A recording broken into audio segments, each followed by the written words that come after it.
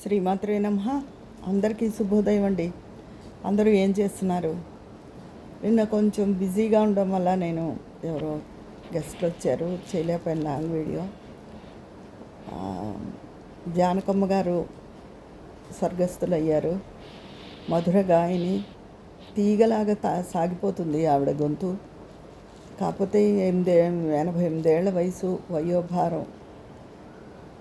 అలాంటి వాళ్ళు మళ్ళీ మనకు తిరిగి రారు. కానీ ఇంకా శారీరకంగా ఆవిడ బాధపడి హాస్పిటల్లో ఉండి, అంటే పెద్ద వయసు వచ్చేసరికి ఏవో కంప్లైంట్స్ ఉంటాయి కదా, వాటితో బాధపడి, పైగా ఈ మధ్య ఆవిడ కుమారుడి మరణం చాలా కుంగదీసింది. అది చాలా బాధ, ఆవిడకి మరణం కన్నా ఎక్కువ బాధ. అందుకని నా దృష్టిలో ఒక వయసు వచ్చి బాధ్యతలు తీరాక ఆరోగ్యంగా వెళ్ళిపోవడమే అనాయాసంగా, అదృష్టంగా నేను అనుకుంటాను. మరణం ఒక భయంగాను, అదొక శాపంగాను భయపడతారు చాలామంది. కానీ మరణం ఒక వరం అండి. ఎందుకంటే మనుషులు అలా ఉన్న కొద్దీ ఏవో సమస్యలు వచ్చేస్తూ ఉంటాయి. పిల్లలు పెద్దవాళ్ళు అయిపోతారు, వాళ్ళకి ఓపికలు ఉండవు మనకి చేయడానికి, అలా రకరకాలుగా ఉంటుంది. అందుకని మన బాధ్యతలు తీరిన తర్వాత మన ఒంట్లో ఓపిక ఉండగా ఎవరి చేత చేయించుకోకుండా వెళ్ళిపోవడం అన్నది ఒక వరం. అందుకని ఒక విధంగా ఆవిడ వెళ్ళిపోవడం అదృష్టమే, ఇంకా హాస్పిటల్లో ఉండి అలా బాధపడకుండా. కానీ అలాంటి అపురూపమైన మనుషులు వాళ్ళు.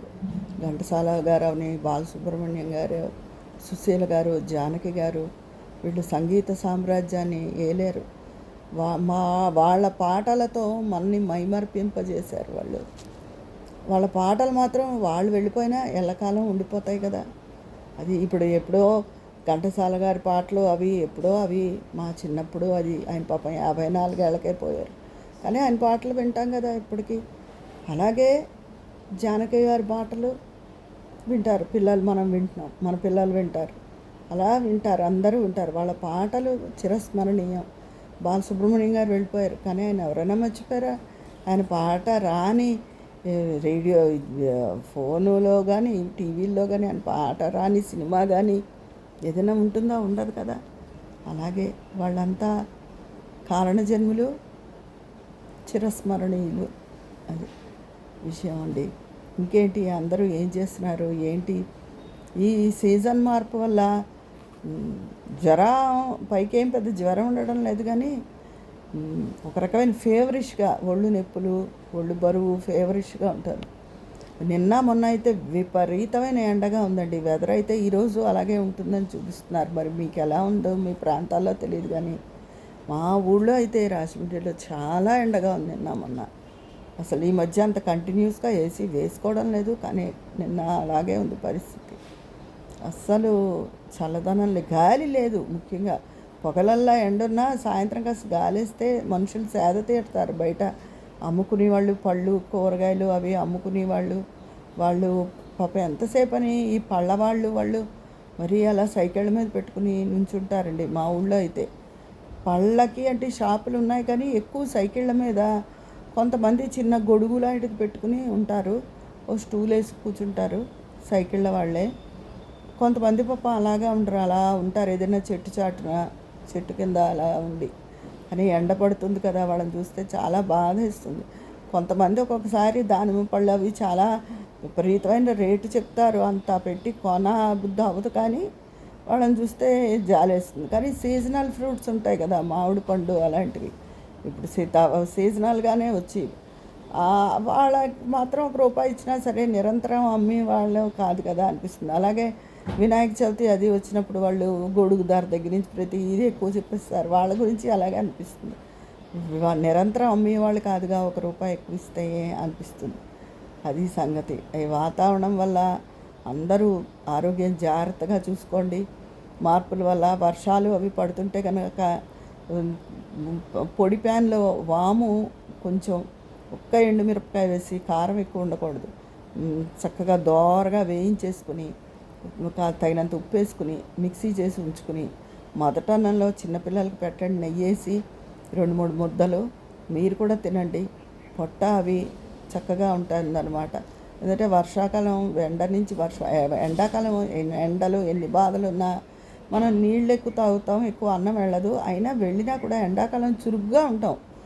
ఎంత నీరసంగా ఉన్నా ఎండగా అరిగిపోతుంది మనం తిన్నది. వర్షాకాలం, శీతాకాలం, వర్షాకాలం అసలు పొట్ట తేడా వచ్చేస్తుంది. శీతాకాలం అరుగుదల ఉండదు అసలు, చాలా స్లోగా అరుగుతుంది మనం తినేది. అందుకని ఈ వర్షాకాలం అది పొట్ట అది తేడా చేయకుండా వాము అసలు ఎప్పుడు ఏ సీజన్ అయినా కూడా వాము పొడి ఇంట్లో ఉంచుకుంటే ఎక్కువ మంచిది. అందరూ వాము పొడి చేసి ఉంచుకోండి, తినండి. ఉత్తి ఉంచుకోవడం కాదు. కొంతమంది వెల్లుల్లిపాయలు వేసి వామన్నం అని చేసుకుని తింటారు. నేను ఎప్పుడూ చేయలేదు, తినలేదు కూడా లేండి. ఈ వాము పొడి మాత్రం ఉంటే మంచిది. వాము పొడి అన్నంలో తినడం అలాంటివి జరుగుతుంది. పిల్లలు చిన్నప్పుడు ఎక్కువ ఉంచి చేసేదాన్ని. పిల్లలు చాక్లెట్లని ఇవన్నీ తినేస్తారు, ఏవో ఒకటి తింటారు, వాళ్ళ పొట్ట తేడా చేస్తుందని వాళ్ళకి పెడుతూ ఉండేదాన్ని ఎక్కువ. అది సంగతి అండి. అది మీ అందరి ఆరోగ్యాలు కూడా చక్కగా చూసుకోండి. సీజన్ మార్పుకి ప్రతి వాళ్ళకి తేడా చేస్తుంది. ఈ పిల్లలు అది స్కూల్కి అది వెళ్తారు, వాళ్ళ ఏ జలుబు అంటించుకొస్తారు. అది ఆ ఇంట్లో అందరికీ వస్తుంది.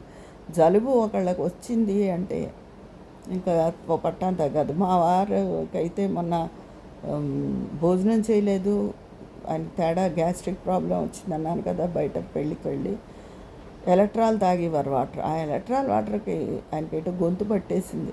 ఇప్పుడు అది కొంచెం ఒళ్ళు నొప్పులు, దగ్గు వాటిల్లోకి వచ్చి అది ఈ మధ్యకాలంలో అయితే అంత అసలు ఆయనకి తేడాయే చేయలేదు. మరి ఏమన్నా గ్రహస్థితి బాగాలేదో ఏంటో తెలీదు.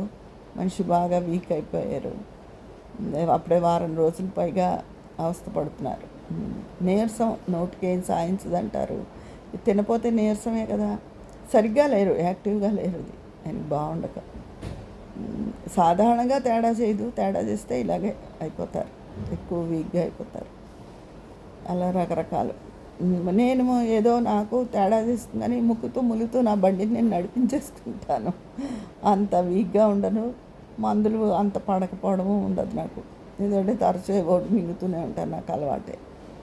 అది సంగతి అండి. ఇంకేంటి, మీరందరూ ఎలా ఉన్నారు ఏంటి? అందరూ హెల్తీగా అయితే ఉండాలని కోరుకుంటున్నాను.